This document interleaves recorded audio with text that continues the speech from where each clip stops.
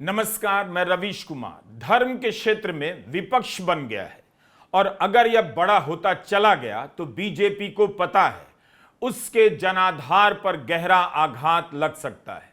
जिस धर्म के नाम पर राजनीति से विपक्ष को खत्म किया गया, विपक्ष के हर सवाल को धर्म विरोधी, राम विरोधी बता दिया गया, उसी धर्म के भीतर विपक्ष पैदा हो गया है।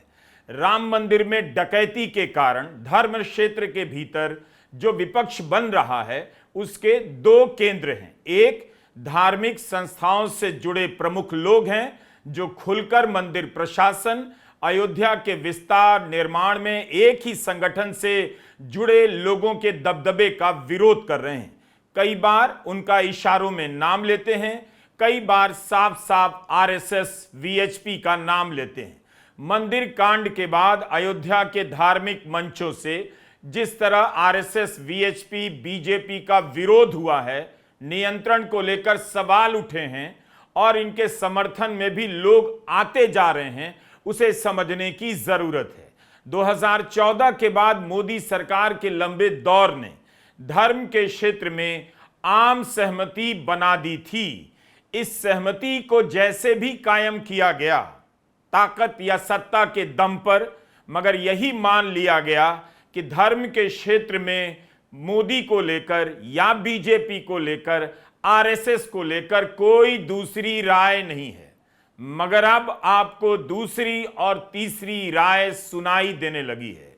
हिंदू धर्म से जुड़े संगठन हो, धार्मिक नेता हो, सब के सब 2014 के बाद मोदी मोदी करने लगे।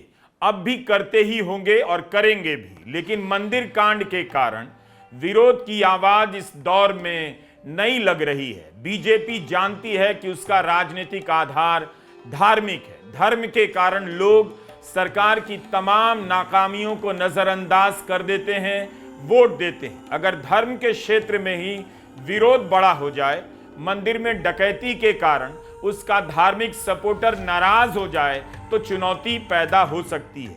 इसीलिए धर्म के भीतर जो विपक्ष बन रहा है, नई घटना की तरह उसे देखा जाए। फिल्म अभिनेता अनुपम खेर का बयान गौर करने लायक है। उन्होंने कहा है कि आपके घर में चोरी होती है तो आप चोर को कोसते हैं, घर को नहीं कोसते हैं। ये हिंदुओं को, हिंदू समाज को समझना चाहिए, अपने ही लोगों को समझना चाहिए। जिन लोगों ने यहां दान दिया, उन्होंने भगवान को रिश्वत नहीं दी। दान तो बिना किसी अपेक्षा के होता है। घर को नहीं कोसते। घर क्या है? घर है आरएसएस, वीएचपी और बीजेपी। और घर के मुखिया कौन है? प्रधानमंत्री नरेंद्र मोदी, आरएसएस के चीफ मोहन भागवत। मंदिर की घटना को घर का मामला बताया जा रहा है, लेकिन जनता इसे इस रूप में भी पढ़ रही है कि जो दोषी हैं, बड़े लोग हैं, घर के नाम पर कहीं बचाया तो नहीं जा रहा। अनुपम खेर अकेले नहीं है ऐसी बात कहने वाले। पहले दिन से यही लाइन तय हो गई कि आरोप लगाने वाले दूसरे कौन होते हैं। सच्चाई यही थी कि अखिलेश यादव ने आरोप लगाने की हिम्मत नहीं की होती या रिस्क नहीं लिया होता तो मंदिर में डकैती का यह मामला चुपचाप कहीं किनारे लगा दिया गया होता, मैनेज हो गया होता, किसी को पता नहीं चलता। डकैती से जुड़ी खबरें आग की तरफ फैलने लगी अखिलेश के बयान के बाद ही, और बीजेपी का धार्मिक सपोर्टर सतर्क होने लगा। उसके कान खड़े होने लगे और वह पता करने लगा, जानने लगा कि इस मामले में नैतिकता का पालन होता है या नहीं, जवाबदेही तय होती है या नहीं, कार्रवाई तुरंत हुई या महीनों की देरी हुई, हफ्तों की देरी हुई। बीजेपी दूसरी तरफ इस नाराजगी का मतलब समझ रही थी, इसीलिए बार बार इस पर जोर दे रही थी। घर की बात है, अंदर की बात है। चोरी हुई, घर के लोग आपस में मैनेज कर लेंगे, चोरों को पकड़ लेंगे। प्रभु राम ने हमें मर्यादा का पाठ पढ़ाया है, मर्यादित रहने का आचरण दिया है। हम उस मर्यादा का पालन करते हुए हमने 500 वर्षों तक, हम लोगों के पूर्वजों ने 500 वर्षों तक प्रभु राम के स्थान को लेने के लिए संघर्ष किया है। 500 वर्षों तक मर्यादित रहते हुए हमने संघर्ष किया है। 15 दिन और देख लें, इंतजार कर लो, चिंता मत करो। लेकिन हम अयोध्या को बदनाम करने वाले, राम जन्मभूमि मंदिर को अपमानित करने वाले लोगों के बहकावे में कतई ना आए। इन बयानों में बीजेपी की बेचैनी दिख रही है। उसे पता है कि मंदिर में डकैती और ट्रस्ट की तरफ से जमीन खरीदने के मामले में उसकी अब तक की सारी सफाई से बहुत भरोसा पैदा नहीं हो रहा। उसके ही समर्थकों के मन में अनगिनत सवाल हैं। कुछ खुलकर बोलने लगे हैं, कुछ डरकर चुप रह जाते हैं, मगर जो चुप हैं उनके मन में भी सवाल है। तो बीजेपी को लग रहा होगा कि अगर धर्म के कारण उसका समर्थक मुखर हो गया, भड़क गया या चुपचाप नाराज होकर किनारे चला गया तो गड़बड़ हो जाएगी। और जिन धार्मिक संगठनों को आरएसएस के प्रचंड प्रभाव के आगे चुप करा दिया गया, वो अगर बोलने लगे और उनकी देखा देखी दूसरे धार्मिक संस्थाएं और संगठन भी बोलने लग जाएं तो धर्म के क्षेत्र में थोपी गई सहमति टूट जाएगी। सहमति दरक तो गई है और धर्म के भीतर उसी दरार से विपक्ष निकलता हुआ नजर आ रहा है। ज्योतिर्मठ के शंकराचार्य अविमुक्तेश्वरानंद सरस्वती मंदिर ट्रस्ट को भंग करने की मांग कर रहे हैं, लगातार बयान दे रहे हैं, बार बार कह रहे हैं कि ट्रस्ट में आरएसएस के लोग क्यों बैठे हैं, उनका क्या काम, उन्हें हटा देना चाहिए। राम जन्मभूमि मामले में पक्षकार रह चुके निर्मोही अखाड़ा के प्रमुख महंत दिनेंद्र दास तो कह रहे हैं कि रामलला के घर में चोरी हुई तो इसका मतलब है कि रावण वहां तक पहुंच चुका है। उनका कहना है कि मंदिर ट्रस्ट के वरिष्ठ पदाधिकारियों ने उन्हें कोई जिम्मेदारी नहीं दी क्योंकि शायद वे उनकी विचारधारा के नहीं हैं। समझिए इसे। महंत दिनेंद्र दास कहते हैं कि मंदिर ट्रस्ट में उन्हें शामिल करना इन लोगों की मजबूरी रही होगी क्योंकि फैसले में साफ कहा गया था कि निर्मोही अखाड़ा को प्रभावी प्रतिनिधित्व दिया जाए। राम मंदिर मामले में पक्षकार और हनुमानगढ़ी के महंत धर्मदास भी ट्रस्ट का विरोध कर रहे हैं, महंतई व्यवस्था से चलाने की मांग कर रहे हैं। महंत धर्मदास ट्रस्ट पर 2021 से ही चोरी और लूट के आरोप लगा रहे हैं। 2021 में इन्होंने थाने में तहरीर दी थी कि मंदिर का पैसा व्यापार में लग रहा है। यह क्लिप उसी समय की खबर की है, लेकिन तब उनकी बातों पर इतना हंगामा नहीं मचा होगा, इसीलिए कि धर्म के क्षेत्र पर बीजेपी, आरएसएस और मोदी सरकार का पूरा कंट्रोल कायम हो गया था। कहीं से कोई असहमति की आवाज सुनाई नहीं देती थी और आवाज निकलती थी उसे समर्थन नहीं मिलता था। 2014 के बाद ऐसी आवाजें सुनाई देनी बंद हो गई थी। 2019 में भी कोई बोलने की हिम्मत नहीं कर सकता था। 2024 में मंदिर के उद्घाटन ने सबको चुप करा दिया। धार्मिक संस्थाओं की हैसियत एक पार्टी से स्वतंत्र मानी जाती है, मगर मोदी दौर में सब बीजेपी के कार्यकर्ता नजर आने लगे, बीजेपी की लाइन को दोहराने लगे। बीजेपी जिस भी चाबुक से सारे धार्मिक संगठनों को हाँक रही थी, मंदिर कांड के बाद कई सारे संतों ने सामने आकर उस चाबुक को पकड़ लिया है। संतोष दुबे अयोध्या में अकेले मोर्चा खोलकर बैठे हैं, हर दिन इंटरव्यू दे रहे हैं, अपनी जान पर खतरे की बात करते हैं, उनका इंटरव्यू दिखाया भी जाता है।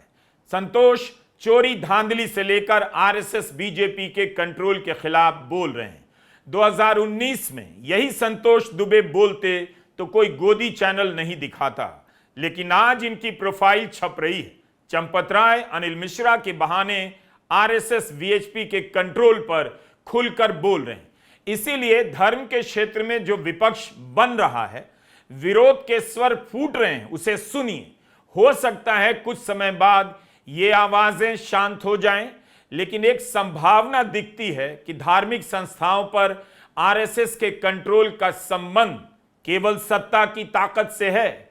जब भी वो कमजोर दिखेगी, इस तरह की आवाजें फिर से सुनाई देने लग जाएंगी। इसीलिए मंदिर कांड का उजागर करने वाले विपक्षी दलों को बीजेपी आगे बढ़कर टारगेट कर रही है, मगर दूसरी तरफ अयोध्या के लोग और संत जब आरएसएस वीएचपी के कंट्रोल को टारगेट करते हैं तब चुप रह जाती है, उन्हें रामद्रोही या धर्मद्रोही नहीं कह पाती। क्या बीजेपी महंत धर्मदास को धर्मद्रोही रामद्रोही कह सकती है? राम मंदिर आंदोलन के समय वीएचपी पर चंदे के गबन का आरोप लगा। यह मामला अब खत्म हो गया था, दबा दिया गया। उस समय के मामले पर फिर से बयान छपने लगे हैं, दिखाए जाने लगे हैं। ऐसा लग रहा है कि बहुत से लोग इसी दिन के इंतजार में थे कि कुछ ऐसा हो कि अपनी भड़ास निकालें, आरएसएस वीएचपी के कंट्रोल को लेकर बोलें। अमर उजाला के नितिन मिश्र की यह रिपोर्ट देखिए। संतों ने ट्रस्ट के सामने उठाई परंपरा के अनुपालन की कमियां। कहा है रामानंदी परंपरा के हिसाब से पूजा नहीं हो रही है, रामानंदी परंपरा के कई मानकों का पालन नहीं हो रहा। ट्रस्ट के कोषाध्यक्ष गोविंद देव गिरी ने कहा है अगले 2-3 महीने में पूजा व्यवस्था और श्रद्धालु से जुड़ी व्यवस्था में सुधार दिखाई देंगे।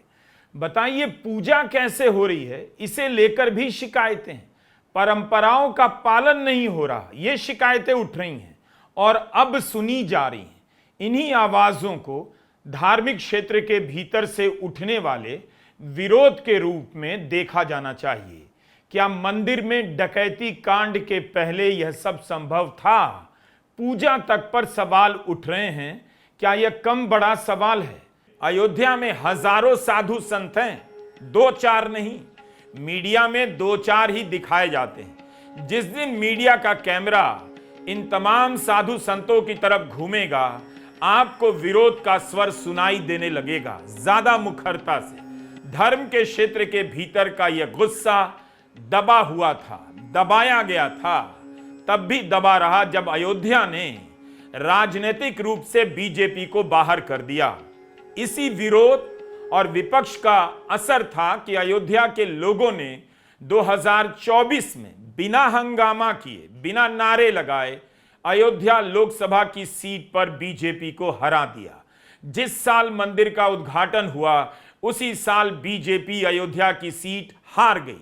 समाजवादी पार्टी के अवधेश प्रसाद हीरो बन गए, मगर अयोध्या उसके बाद चुप हो गई। अयोध्या देख रही थी कि बीजेपी इसका मतलब समझेगी और मंदिर और शहर पर एक संगठन की विचारधारा के कंट्रोल को वापस लेगी। ऐसा करना बीजेपी के लिए न तब संभव था, न अब संभव है।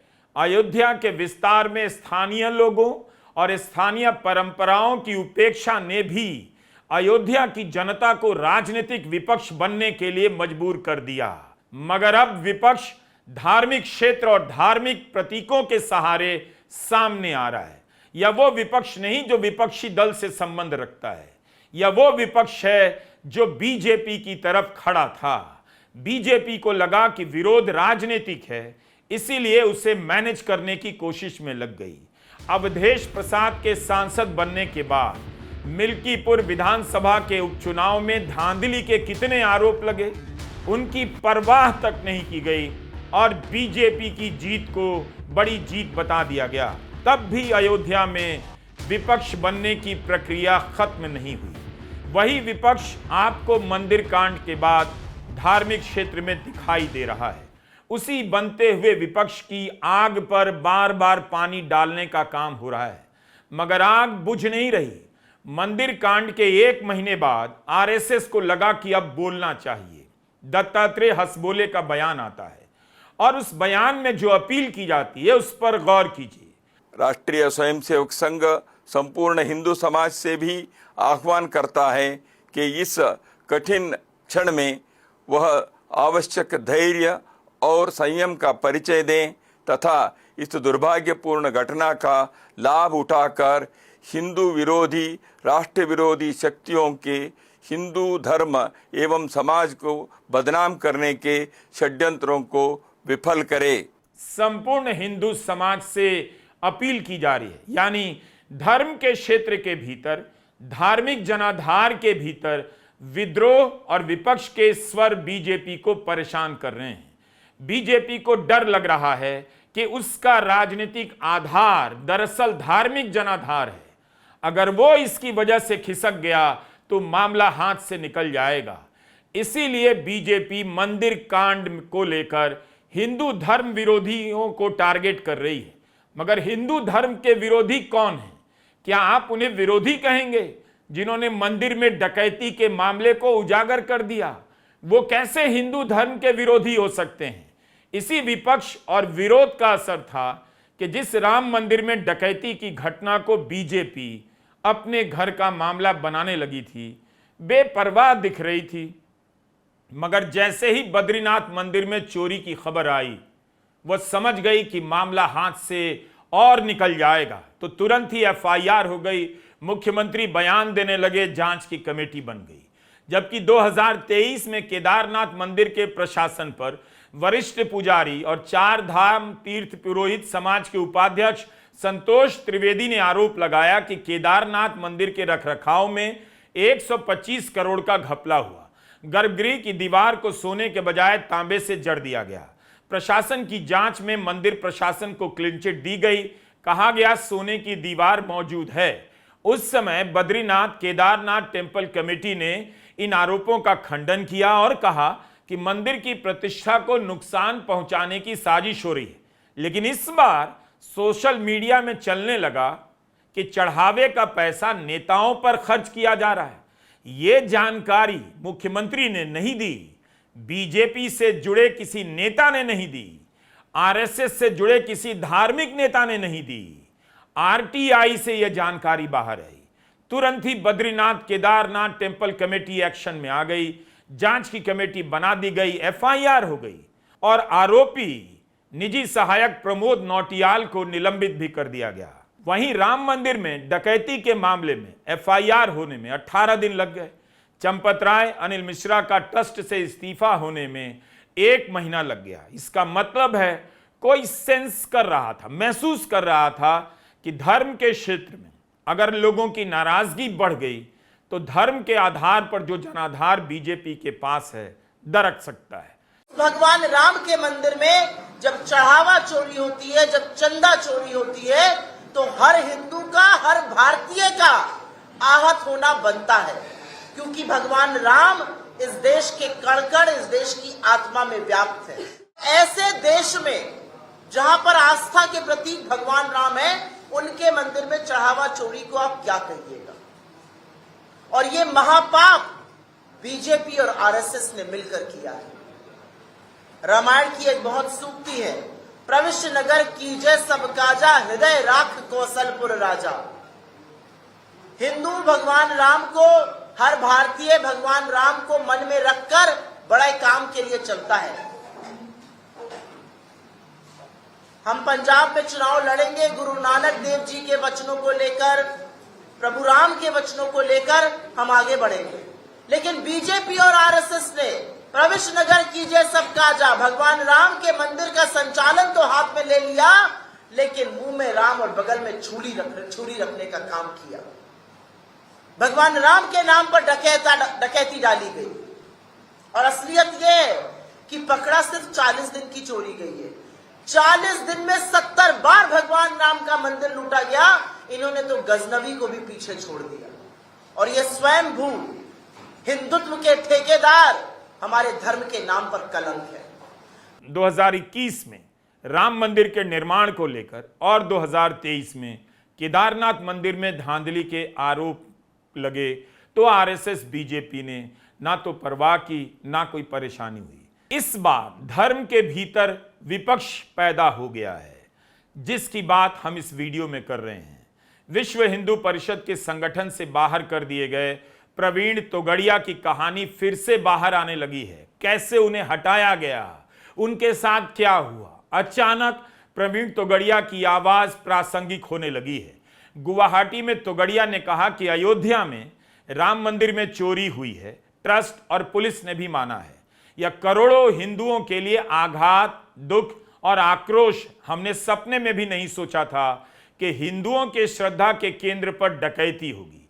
हम हैरान हैं। मेरी मांग है कि एक भी व्यक्ति को ना छोड़ा जाए। फास्ट ट्रैक कोर्ट में केस चलाकर आजीवन कारावास या फांसी की सजा दी जाए।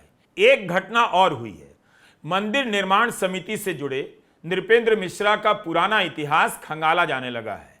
आरएसएस बीजेपी के सदस्य और चंपत राय की ओर से बयान देने वाले प्रकाश शर्मा ने फेसबुक पर लिखा है कि नृपेंद्र मिश्रा ने जन्मभूमि आंदोलन में निरीह राम भक्तों की बंदूक की गोलियों से सेवा की थी। संतोष दुबे भी बयान दे रहे हैं, कार सेवकों के ऊपर गोली नृपेंद्र मिश्रा ने चलवाई थी, केवल बदनाम स्वर्गीय मुलायम सिंह यादव को किया गया। अब आप सोचिए नृपेंद्र मिश्रा को क्यों टारगेट किया जा रहा है, उनके बहाने किसके कंट्रोल को टारगेट किया जा रहा है, तो आप आरएसएस, वीएचपी और बीजेपी के कंट्रोल तक पहुंचने लग जाएंगे। मुख्यमंत्री योगी आदित्यनाथ अपने भाषणों में समाजवादी पार्टी की बात कर रहे हैं कि उनकी सरकार में कार सेवक पर गोली चलाई गई। योगी आदित्यनाथ इस स्मृति को क्यों उभार रहे हैं? क्या इसलिए कि नृपेंद्र मिश्रा का इतिहास खंगाला जाए, समाजवादी पार्टी बहस के लिए मजबूर हो, मुद्दा बना दे? नृपेंद्र मिश्रा का ही बयान है कि गोली मुलायम सिंह यादव के आदेश पर नहीं चलाई गई, जिला प्रशासन ने चलाई। वैसे भी प्रशासनिक प्रक्रिया में मुख्यमंत्री निर्देश देते हैं, आदेश तो मुख्य सचिव, प्रधान सचिव देते हैं। नृपेंद्र मिश्रा मुलायम सिंह यादव की सरकार में प्रधान सचिव थे। योगी आदित्यनाथ को प्रधानमंत्री नरेंद्र मोदी से पूछना चाहिए कि जिस व्यक्ति ने कार सेवकों पर गोली चलाई, जिसका नाम अपनी सभाओं में लेते हैं, उस मुलायम सिंह यादव को मोदी सरकार ने पद्म विभूषण क्यों दिया, क्यों सम्मानित किया? क्या मोदी सरकार ऐसे व्यक्ति को सम्मानित कर सकती है जिसे मानती है कि उसने राम मंदिर से जुड़े कार सेवकों पर गोलियां चलवाई? नृपेंद्र मिश्रा को भी मोदी सरकार ने पद्म भूषण दिया है। अब आरएसएस, बीजेपी और वीएचपी ये तीनों इस वक्त साफ करें कि नृपेंद्र मिश्रा का कार सेवकों पर गोली चलाने के मामले में क्या रोल था। समाजवादी पार्टी और कांग्रेस के लोगों ने मंदिर निर्माण में बाधा खड़ी की, राम के नाम पर प्रश्न खड़ा करने का प्रयास किया, राम भक्तों पर गोलियां चलाए, अयोध्या के नाम पे पहचान का संकट खड़ा किया। ये डबल इंजन की सरकार आई, भगवान राम का भव्य मंदिर का निर्माण हो गया। बीजेपी कहती है अपने घर का मामला है, लोग जानते हैं कि उसके ही घर का मामला है। आरएसएस, वीएचपी, बीजेपी के घर का मामला है, मगर लोग यह देखना चाहते हैं कि क्या आप अपने घर के बड़े लोगों पर कार्रवाई कर सकते हैं। लोग पूछ रहे हैं, घर का मामला है, घर आपके हाथ में था, जिनके हाथ में था, क्या उनकी जवाबदेही तय होगी? इस्तीफा देने में ही महीना लग गया। अनिल मिश्रा, चंपत राय को हटाया गया, कोई एफआईआर तक नहीं हुई। शक की सुई गोपाल राव की तरफ भी है। चंपत राय जब अपना मौन तोड़ेंगे तो किस पर बोलेंगे, क्या बोलेंगे? गोपाल राव पर या उन लोगों पर जिन्होंने उन्हें एफआईआर करने से रोका? वो कौन लोग थे? क्या चंपत राय कभी ये सब बोल पाएंगे? इसीलिए धर्म के क्षेत्र के भीतर विपक्ष के बनने की संभावना से बीजेपी बहुत परेशान हो गई है। धर्म के क्षेत्र में बन रहे विपक्ष के 3 केंद्र हैं। धार्मिक संस्थाओं के भीतर, बीजेपी के धार्मिक जनाधार के भीतर और संघ परिवार के संगठनों के भीतर और उससे सहानुभूति रखने वाले लोगों के भीतर। सत्ता पक्ष से जुड़े कई राजनीतिक जानकार प्रधानमंत्री नरेंद्र मोदी की चुनावी सफलताओं के पीछे हिंदू धर्म की धार्मिक एकता की बात को बढ़ा चढ़ाकर बताने लगे, दिखाने लगे कि जाति में बटी राजनीति को आरएसएस और प्रधानमंत्री नरेंद्र मोदी ने हिंदू एकता में बदल दिया।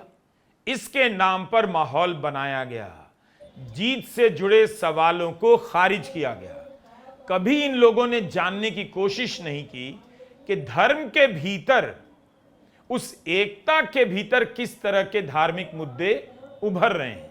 हजारों धार्मिक संस्थाओं का मकसद एक हो सकता है, लेकिन सबके धार्मिक और आर्थिक प्रभाव अलग अलग होते हैं। इनके बीच प्रतिस्पर्धा होती है, हितों के टकराव होते हैं, विवाद होता है, हत्याएं हो जाती हैं। धर्म की राजनीति एक तरफा और एक मुश्त नजर नहीं आ सकती। उसके भीतर विरोध के स्वरों को दबाया गया, कुचला गया। वही स्वर अब फिर से उभर रहे हैं। बात केवल अयोध्या की नहीं है। मथुरा में भी सौंदर्यकरण की योजनाओं को लेकर संत समाज का ही एक हिस्सा विरोध कर रहा है, मगर कोई सुनने वाला नहीं। बनारस में भी नाराजगी है। 2024 में अयोध्या की तरह वहां भी नाराजगी दिखी, मगर वहां भी चुप्पी का दबदबा है। वहां के लोग भी अपनी बात नहीं कर पा रहे। दाल मंडी के लोग परेशान हैं, मगर शहर और शहर के प्रमुख लोग डर से उनके साथ खड़े नहीं हो रहे। जनता की बात धार्मिक संस्थाओं के प्रमुख अब नहीं कर पा रहे हैं। ज्योतिर्पीठ के शंकराचार्य स्वामी अविमुक्तेश्वरानंद सरस्वती सरकार के खिलाफ लगातार बोलने लगे तो उन पर फर्जी तरीके से केस लाद दिया गया। जिस तरह से राजनीति में विपक्ष को केस मुकदमे से डराया गया, उसी तरह धर्म के क्षेत्र से जुड़ी आवाजों को भी डरा दिया गया। इस डर से बहुत से संत महंत चुप रह गए, मगर बहुतों के भीतर बेचैनी अब बढ़ती जा रही है। धार्मिक क्षेत्र में धर्म का पालन करने वाली जनता के अलावा इसके संचालन से जुड़ी संस्थाएं आती हैं। अखाड़े, आश्रम, मठ के प्रमुख आते हैं। कई संतों ने कहा है कि राम मंदिर में सालों से चोरी चल रही थी, फिर सालों तक कोई कुछ बोल क्यों नहीं पाया। इतने सारे सवाल लेकर धार्मिक संस्थाओं के प्रमुख कैसे बैठे रह गए? क्या उन्हें ईडी का डर लग रहा था? उनके आश्रम का कंट्रोल छिन जाने का खतरा दिखता था? राम मंदिर में डकैती कांड के बाद सबको बोलने का मौका मिल गया है। जो सत्ता पक्ष की तरफ दुबके सहमे नजर आ रहे थे, वो विपक्ष की तरफ मुखर दिखने लगे। हमें दिखाया गया राजनीति से विपक्ष को खत्म किया जा चुका है, लेकिन विपक्ष तो धार्मिक क्षेत्र के भीतर भी खत्म कर दिया गया था। धर्म के क्षेत्र में विपक्ष बन रहा है। बीजेपी बेचैन हो रही है। इन बातों को चुनाव से मत जोड़िएगा। चुनाव के नतीजों का इनसे कोई नाता नहीं। चुनाव अब किसी और तरीके से जीते जाते हैं, लेकिन उस जीत पर बीजेपी के समर्थक इसी धार्मिक एकता के कारण चुप रह जाते हैं। अगर धर्म के क्षेत्र में विपक्ष बनने लगा, बेचैनियां बढ़ने लगी, तो उन सभी के सवाल चुनावी जीत से भी जुड़ सकते हैं। मंदिर में डकैती महापाप है, तो वोट चोरी और वोट का अधिकार छीन लेना पुण्य का काम नहीं है। नमस्कार, मैं रवीश कुमार।